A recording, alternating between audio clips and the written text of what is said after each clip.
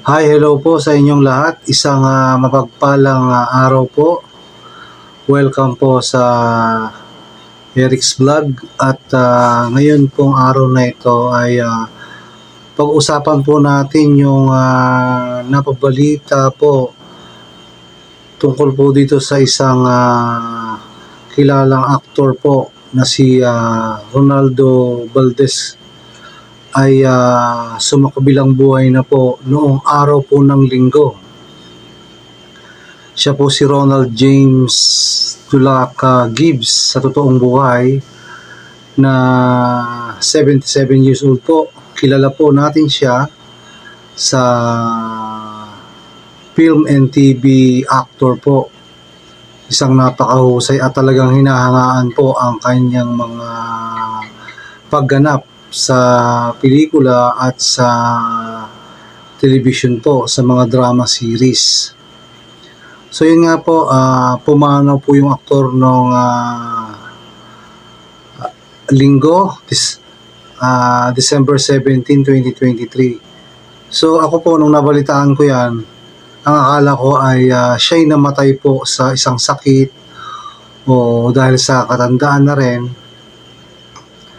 Pero nagulat po ako nang napabalita po na ang kanya palang kinamatay ay meron po pala siyang tama ng baril ho doon po sa right and left temple. Saan po ba yun? So dito po at saka dito. So may tama po siya ng baril ayon po sa report ng SOCO QCPD. At ito po ay natagpuan ng kanyang driver na nakaupo po at duguan. At ayon po sa report ay merong isang basyo po na pinaputok at yung pong baril ay 45 caliber po na hawak-hawak pa rin po ng aktor. At yun nga po ang nakadiscover dito ay yung kanyang driver po. So nakakagulat lang po na ganun po ang nangyari kay Ronaldo Valdez. Katulad ng sabi ko kanina, akala ko ay nagkasakit lang, subalit hindi po pala. Isang nakakagulat na balita ito. Dahil po ayon sa investigasyon ay lumalabas po na suicide pala po yung nangyari. So yun po yung investigasyon po na resulta na allegedly po ay yun nga, suicide. At ayon po sa balita, ito po palang si Ronaldo Valdez ay naoperahan po ng sa sakit po na prostate cancer noong December 2022. At makalipas po yung kanyang operasyon hanggang sa namatay na po siya, ay sinasabi po sa balita na depression po yung nangyari kay Ronaldo Valdez. Kaya po ayaw winakasan niya yung kanyang buhay. So nakakagulat po na ang isang aktor na magaling ay mababalitaan na lang natin na ganito ang nangyari. At isa po dyan ay isang matindi talagang problema, yung tinatawag po na suicide talaga, dahil napaka serious problem po ito sa kasalukuyang panahon. At ayon nga po sa pag-aaral ng World Health Organization, nasa mahigit sa 700,000 po, 700,000 ang tao na nagsisuicide sa buong mundo kada taon. So napakadami po ng problema pala sa suicide dito sa ating mundo. Ito pong report na ito ay lumabas noong 2022. So maaaring nadagdagan na po ito. So yun po, isang nakakagulat na balita po At patuloy pa rin po ang investigasyon dito. At kanina nga po ay may mga kumalat na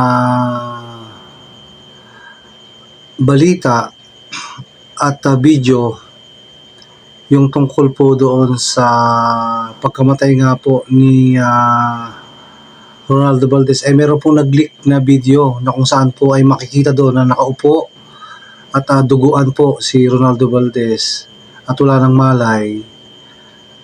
At unti-unti po siyang inaalis doon sa kanyang pagkakaupo. At yun nga lang po, marami din po nag-react doon sa video na yan dahil mukhang hindi po maganda na i-post yung mga ganong video. At maaari pong makasuhan yung nag-post po na yan ng walang consent doon sa pamilya. At dahil po yung respeto kumbaga doon sa pangyayari sa pamilya ay dapat ay isinaalang-alang ng mga taong kumuha po ng video na yon. So medyo hindi po magandang panoorin, bagkus makakatulong siguro sa investigasyon yon. Pero sa isang banda ay marami pong nag-react at hindi po kanais-nais na i-post yung ganong mga video. At medyo napakaselan ho ng video na yon. At maaaring pag nabuksan mo yung video nito ay baka hindi mo ituloy napanoodin yung video po na yon. So yun po, yung mga updated po at yun na balita tungkol po dito kay Ronaldo Valdez. At patuloy pa po na iniimbestigahan ito at alam ko lahat ng mga involved na tao doon po o yung mga naroon sa bahay ay in-undergo po ng paraffin test. So yung paraffin test po para ma-determine po kung yung tao ba ay nagpaputok o nalagyan ng pulbura sa pagpuputok nga po ng baril yung mga tao po na naroon noong naganap po yung pagkamatay ni Ronaldo Valdez noong linggo. So yun po yung mga kaganapan. Hintayin po natin yung mga resulta ng paraffin test.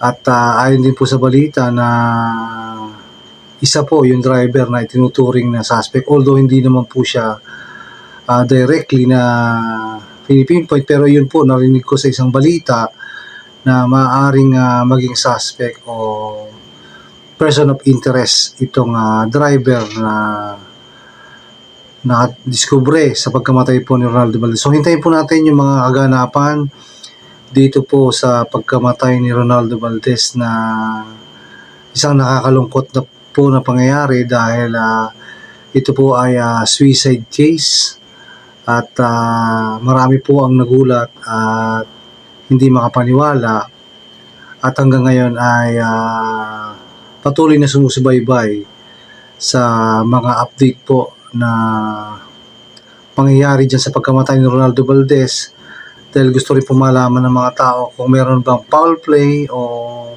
anuman. So hindi po natin alam dahil po yung baril na nakita ay empty naman po yung magazine, although may pumutok pong isa at hawak-hawak po yung baril. So yun po yung patuloy na iniimbestigahan ng QCPD po dyan po sa pangyayari ng pagkamatay po ng magaling na aktor na si Ronaldo Valdez. So hanggang dito na lang po muna yung ating vlog tungkol po dyan sa pagkamatay ni Ronaldo Valdez, dahil medyo seryoso pong bagay ang kanyang pagkamatay, dahil po ito po ay issue ng suicide po. So isang pagpalang araw po muli sa inyo. Huwag niyo po kalimutan mag-subscribe sa aking channel para po sa mga iba pang video na aking i-upload dito po sa aking YouTube channel na Eric's Vlog. So maraming salamat po sa inyong panonood.